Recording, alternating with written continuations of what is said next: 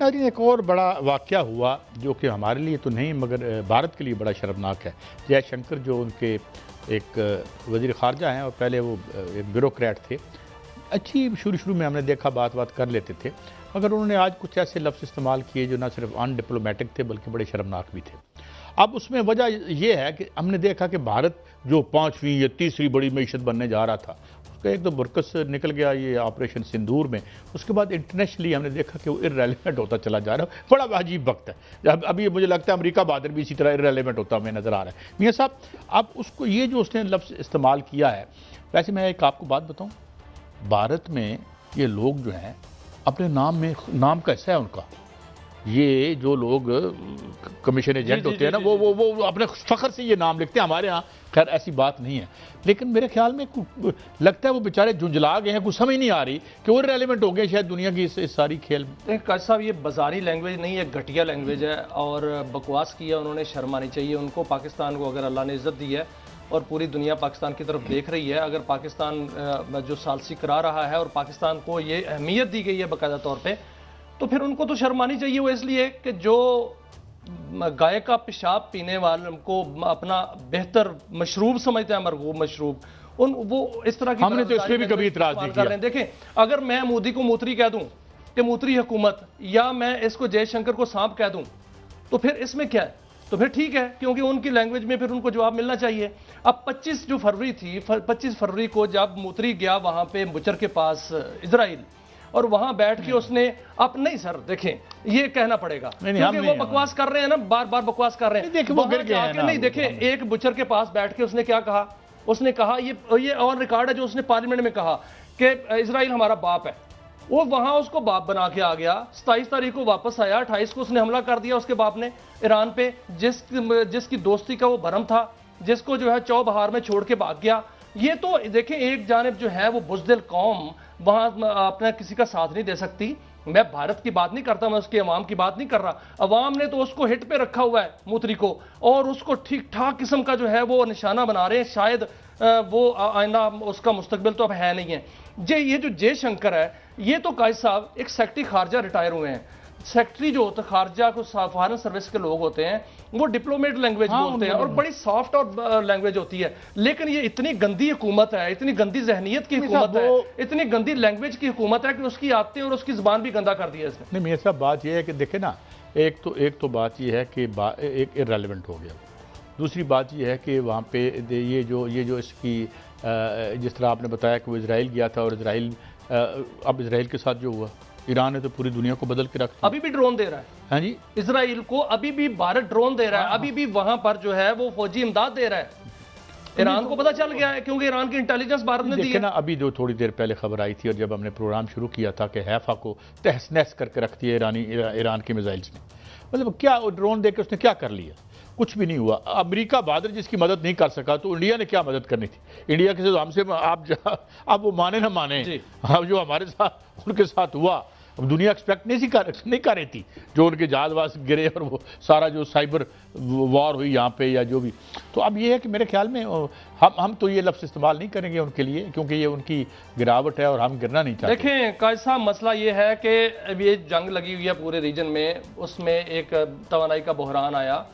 तवानाई का बहरान जो है पूरी दुनिया को उसने लपेट में लिया है। पाकिस्तान के अंदर देखें कितने जो है वो सुकून का माहौल है। यहाँ पर जो है वो आप पेट्रोल पंप्स पे जाएं, वहां पर मामूल के साथ जिंदगी चल रही है। एलपीजी की दुकान पे जाएं, लोग एलपीजी जो है वो सिलेंडर ला रहे हैं। आपने भारत देखा सर? भारत के अंदर लोग एक दूसरे के अंदर बज रहे हैं और ऐसा लड़ाई वहां पड़ी हुई है, ऐसा कोहराम बरपा हुआ है कि आपको उसको शर्म आनी चाहिए। एक फायदा भी तो हुआ है ना ये साहब, एक फायदा हो गया ना। कोई फायदा नहीं हुआ। मैं बताता हूँ ना क्या फायदा हुआ। अभी प्राइम मिनिस्टर साहब की स्टेटमेंट आई है कि वो जो है वो गल्फ में चूंकि गज़ाई बहरान आ गया है, तो हम गज़ा वहाँ पे एक्सपोर्ट करेंगे। चले, गंदम की तो खैर है, चीनी भी हम एक्सपोर्ट करेंगे। वो तो खैर पीएम साहब के खुद उनकी फैक्ट्री मेरे ख्याल गंदम एक्सपोर्ट कर रहे हैं। नहीं, चीनी करेंगे, लेकिन हम हर बुरान में से 2-4 अरब खींच लेते हैं। मैं पीएम साहब को खुदा न खासा नहीं कह रहा। ऐसा हुआ तो वो तो स्कैंडल हो जाएगा ना कैसा। तो फिर की होना, तो जो पहले स्कैंडल होने तो की कर ले है। हाँ, लेकिन मैं दोबारा मेरी सोच जो है वो भारत की तरफ जा रही है उनकी गंदी जुबान पे, कि उनको इस चीज़ की शर्म नहीं आती। हम तो ये इस पर खुश नहीं हो रहे कि वहाँ पर जो है वो तवानाई का बहरान है। लोगों का भीड़ है, लोग एक दूसरे के साथ लड़ रहे हैं और वहां पर दुकानदार जो है उनको जो है वो नोच रहे हैं, वहां का जो है लूटमार बची हुई है, हम इस पर खुश नहीं होते, लेकिन उनको ऐसी शर्म आनी चाहिए कि जो अच्छा, ये हम जो तस्वीरें दिखा रहे हैं, ये हम इंडिया से आपको हम तस्वीरें दिखा रहे हैं, ये देखिए वहाँ पे लाइनें लगी हुई, जाहिर है तवानाई का बुरहान है, ये कहीं भी आ सकता है। इससे पहले हमने श्रीलंका में देखा था, मगर जाहिर है ये वहाँ पे जो हुक्मरानी है वो आप तो समझिए मियाँ साहब, वहाँ पे हुक्मरानी अदानी की है, अदानी की तबके की है। तो ये पूरा भारत सर देखें, पूरा भारत सरापा एहतजाज है, वहाँ की अपोजिशन सरापा एहतजाज है, वहां का आजाद मीडिया सरापा एहतजाज है, गोदी मीडिया जो है वो बकवास करने पर तुला हुआ है।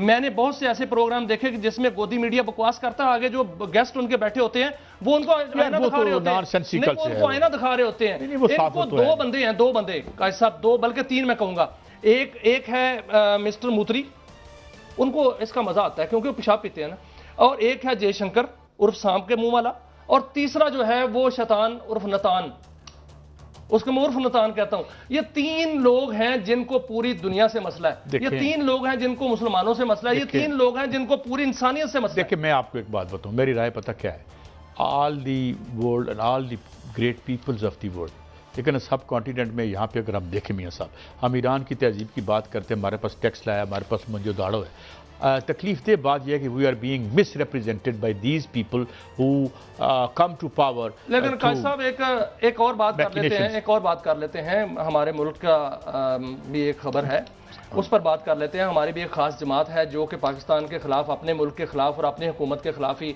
और रियासत के खिलाफ जो है वो तुली हुई है। कभी IMF को जाके शिकायत लगाते हैं, और अब जो है वो अक़वाम मुत्तहिदा की इंसानी हकूक़ की कमेटी जो है उसमें बानी PTI के साहबजादा साहब कासिम साहब जो हैं उन्होंने तकरीर कर दी, और उन्होंने मजालम पेश करते हुए ऐसे मजालम पेश किए हैं जैसे पता नहीं वो क्या हो गया है पाकिस्तान के अंदर, और बानी PTI जो हैं वो उनके साथ क्या हो रहा है, उनको जना कैद तन्हाई में रखा हुआ है, उन पर जुल्म हो रहा है, पाकिस्तान को GSP+ जो है उसका दर्जा ना दिया जाए, उसे निकाला जाए। इस तरह की बातें काजी साहब को जेब देती हैं।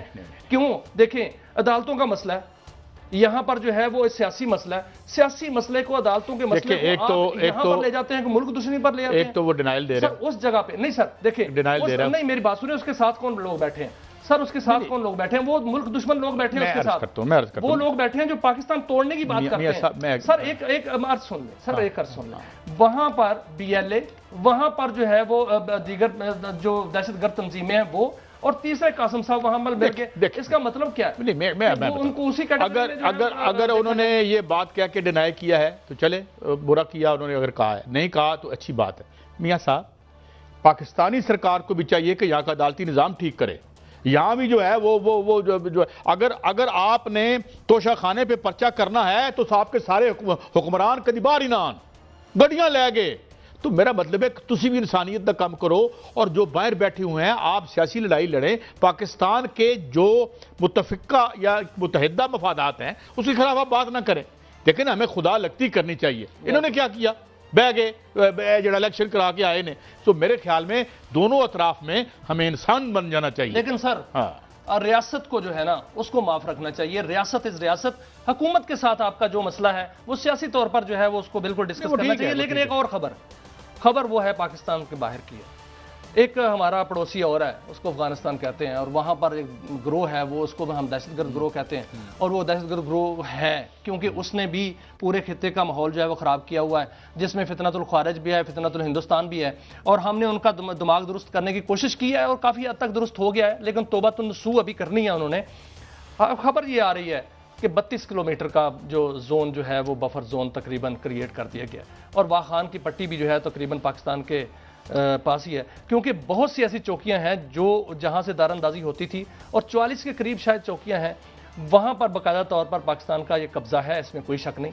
और पाकिस्तान ने ग़ज़्व-उल हक़ जो है वो बाकायदा तौर पर बड़ी कामयाबी से वो जो है ऑपरेशन किया, और अब अगर वहां से दारंदाजी होती है तो फिर 32 नहीं, फिर 5000 किलोमीटर आगे चले जाएंगे, फिर यही होगा। अरे हम तो अमन चाहते हैं, और हम चाहते हैं इस तरफ से हमारा अमन रहे। ईरान में इतनी आग फैली हुई है, इधर जंग है, हर जगह पे जंगे हैं, और इससे तो अगर मजीद अगर वो इंसान ना बने, अगर वो तौबा तायब ना हुए, तो फिर काजाकिस्तान हमारा नेबर होगा, मुझे तो ये लगता है। नहीं, हम तो नहीं, हमारी कोई ऐसी इंटेंशन नहीं है। हम किसी मुल्क की जो सॉवरेनिटी है हम उसकी कदर लेकिन करते हैं, वो और हमारे अंदर आके कोई उनकी सॉवरेनिटी है नहीं है ना सर, वो देखिए वो ग्रो है, वो तो कोई हुकूमत तो नहीं है ना सर।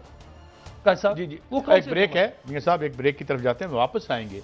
तो अमेरिका के ट्रेजरी डिपार्टमेंट ने कितनी बड़ी वार्निंग दी है अमेरिका को, और ये बिल्कुल खबर अननोटिस्ड गई है। 2-3 दिन पहले की खबर, आज तो खैर हमारा प्रोग्राम है हफ्ते का पहला, तो उसमें हम आज ये डिस्कस करेंगे कि ये क्या खबर है।